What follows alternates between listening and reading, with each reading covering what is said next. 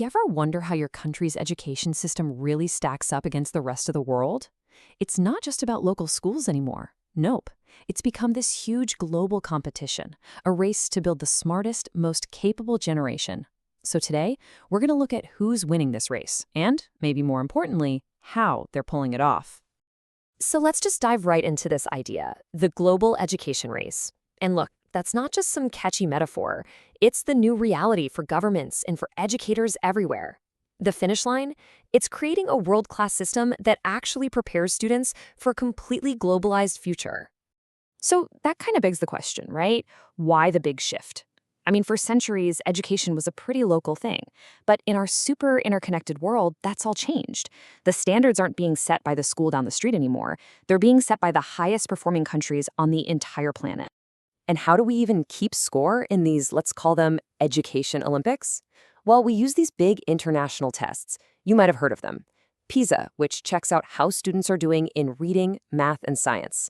And TIMSS, which tracks trends in math and science achievement over time. These aren't just exams, you guys. They are global scoreboards that nations watch very, very closely. Okay, so all this talk about a race, a competition, what's the prize? What does it actually mean to have a world-class education system? Let's really break that down. The goal here is incredibly ambitious. This isn't just about getting good test scores or memorizing a bunch of facts. Not at all. The real finish line, the real prize, is to produce graduates who have that deep knowledge, sure, but also have the critical thinking skills and the creativity to actually use it. The idea is to create people who can contribute not just to their own country, but to the global economy as a whole. It is a really high bar. So how do you even get there? Well, researchers have found a few common ingredients in the recipe for success. First, you need strong leaders who set a clear vision. Then you absolutely need incredibly well-trained teachers to make it happen in the classroom. You also need clear standards so everybody knows what the goal is. And finally, you need a culture that's always looking to get better. Constant feedback, continuous improvement. It's a really powerful combination. So, which countries are actually pulling this off? Who's living up to these big ideas? Let's take a look at some of the nations that consistently land at the top of those PISA and TIMSS leaderboards and see what the champions of this race are doing right. What's so fascinating when you look at the top performers is that there isn't just one single path to success. Take Singapore. They do it with intense teacher training and a very centralized curriculum, a top-down approach that makes sure everyone's on the same page. Then you've got Finland, which takes a totally different route. They empower their highly qualified teachers with a ton of autonomy and focus on learning that's centered around the student.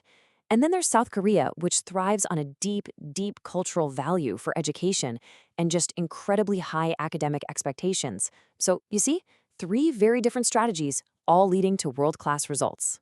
But if there's one country that just keeps coming up in every single conversation about educational excellence, it's gotta be Singapore. They are such a fascinating case study in how to build a world-class system pretty much from the ground up. So what's their secret sauce? Well, it's a relentless, almost obsessive focus on the quality of their teachers. Every single teacher goes through some of the most rigorous training in the world. You combine that with a curriculum that's all about deep problem-solving skills, especially in math and science, and you get students who just consistently crush those global tests. Okay, so we've seen the strategies of the countries that are always on the podium. But what about a nation that's actively trying to climb the ranks? Let's look at a really interesting case study in ambition, Malaysia.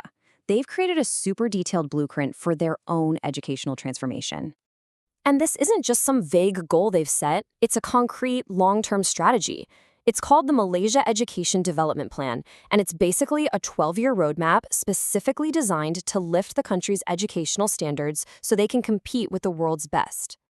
Now take a look at their game plan here. Does any of this look familiar? Improving teaching quality, developing strong leaders, making the curriculum modern and relevant, and focusing on critical thinking skills. They are directly targeting those core characteristics of world-class systems that we just talked about. This is literally the theory being put into practice on a national scale. Okay, we have covered a lot of ground here, right? From this idea of a global race to the strategies of the top performers and even the aspiring nations. So, let's try to boil it all down. What are the absolute key ingredients for building a world-class education system? So, what's the big takeaway from all this? Well, the game has completely changed. Education is no longer a local issue, it's a global one, period. The prize is a generation of graduates who can succeed and thrive anywhere in the world. And to get there, the evidence is pretty darn clear. You need strong leadership to set the vision, you need world-class teachers to make it a reality, and you need a culture of constant improvement that is never, ever satisfied with good enough. And that leaves us with one final thought to chew on. As we've seen, this is a really complex system with a lot of moving parts. You've got leadership, teachers, curriculum, culture. But as we look toward a future that's going to be dominated by things like AI and just constant, rapid change, which one of these elements do you think is going to be the absolute most critical for success? Something to think about.